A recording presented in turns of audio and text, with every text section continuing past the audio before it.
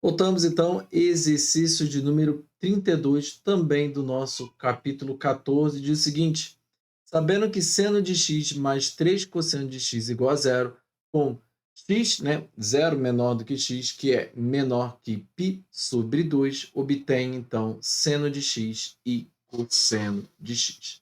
E ao passo que a gente fez no exercício número 31, eu vou fazer algo bem semelhante aqui. A primeira coisa que nós já podemos perceber é que se zero é menor do que x, que é menor que π sobre 2, nós podemos chegar à conclusão, então, que x pertence ao nosso primeiro quadrante.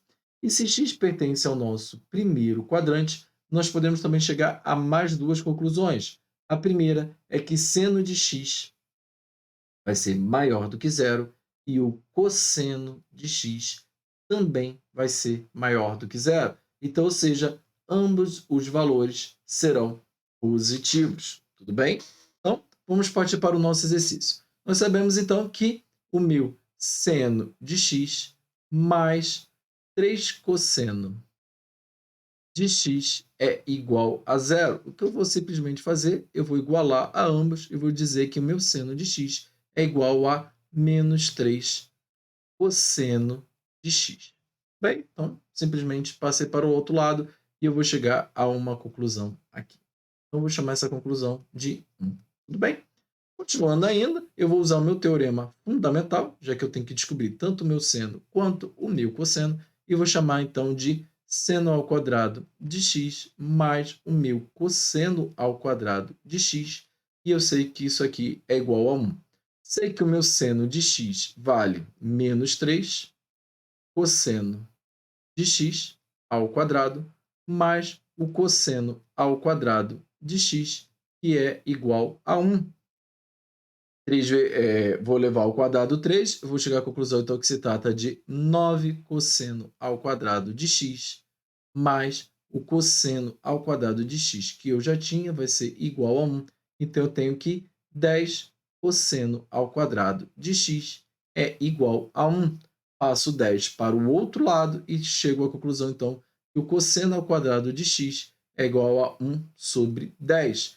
E aí eu vou tirar a raiz quadrada, então, vou ficar com cosseno de x igual a raiz quadrada de 1 sobre 10. Mas como se trata de um expoente par, eu vou então encontrar a raiz de mais ou menos de 1 sobre 10. Lembrando que nós já concluímos no início, e isso aqui é muito importante, nós concluímos então que o nosso seno, nosso cosseno, ele tem valores positivos. Vou chamar a atenção bem aqui. Então, se o nosso cosseno ele tem valor positivo, eu sou obrigado, então, a descartar a possibilidade do valor negativo. E aí eu vou ficar, então, que o meu cosseno de x... Opa, perdão, vou trocar aqui para a minha caneta azul. Eu chego, então, que a minha conclusão que o meu cosseno de x ele é 1 sobre a raiz quadrada de 10. Já que a raiz quadrada de 1 é 1. Não é conveniente eu deixar desse jeito, né? Não é usual da matemática, não está errado, mas não é uma coisa que nós deixamos de maneira a apresentar. Então, nós já automaticamente racionalizamos e chegamos à conclusão, então, que é raiz quadrada de 10 sobre 10. E eu já vou deixar aqui embaixo, então, que o nosso cosseno de x é a raiz quadrada de 10 sobre 10, um valor positivo.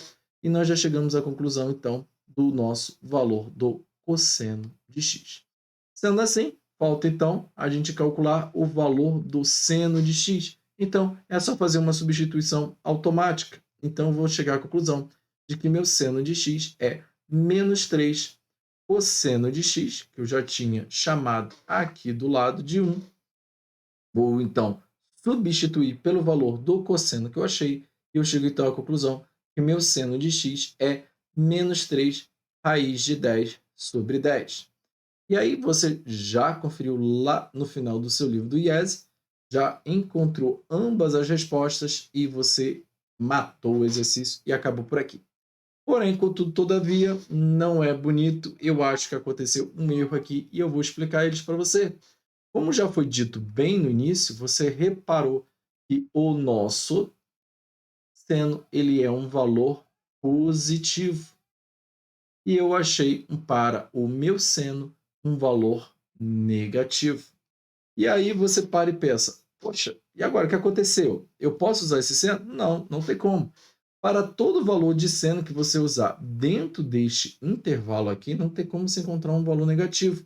Isso você já poderia perceber aqui bem no início da nossa soma. Então, ou seja, a nossa soma inicial, que é seno de x mais 3 cosseno de x é igual a zero. E olha só aqui a possibilidade. As possibilidades dessa soma ser igual a zero é que este valor aqui seja o oposto desse valor aqui, como a gente já concluiu aqui em 1. Ou seja, se o seno, hipoteticamente, valesse 5, aqui eu teria que obrigatoriamente encontrar menos 5. Se aqui valesse 1, aqui eu teria que obrigatoriamente encontrar menos 1. No entanto, vou apagar aqui. No entanto, todavia, o valor de seno é um valor positivo e o do cosseno também é um valor positivo. Então, ou seja, eu estou somando dois valores positivos maiores do que zero, então não é possível encontrar então um valor que seja igual a zero. Então, ou seja, a coisa é bem simples, né?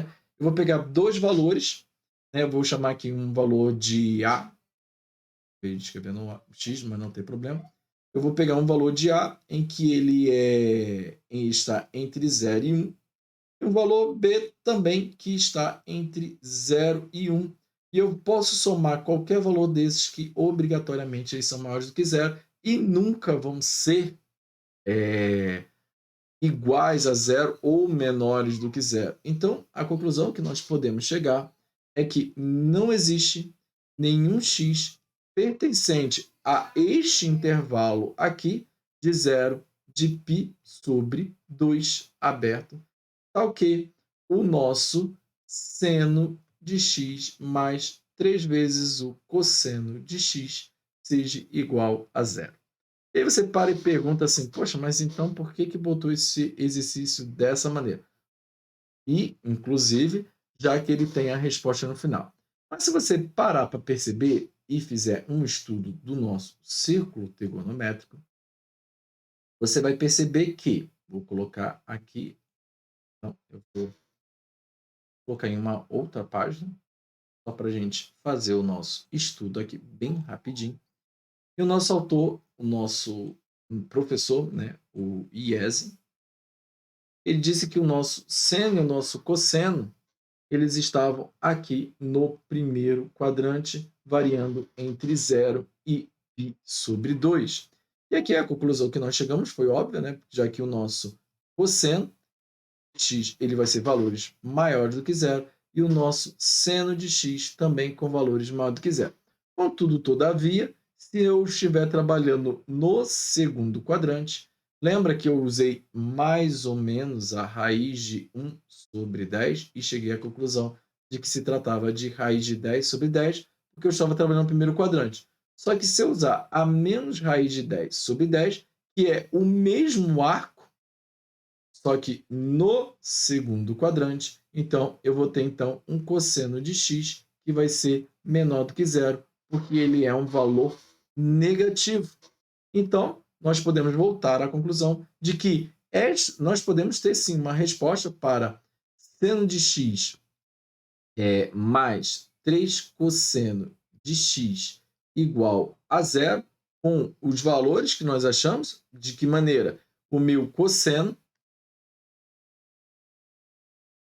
aqui, que o meu cosseno de x ele fica igual a menos raiz de 10 sobre 10 e o meu seno de x permaneça como 3 raiz de 10 sobre 10.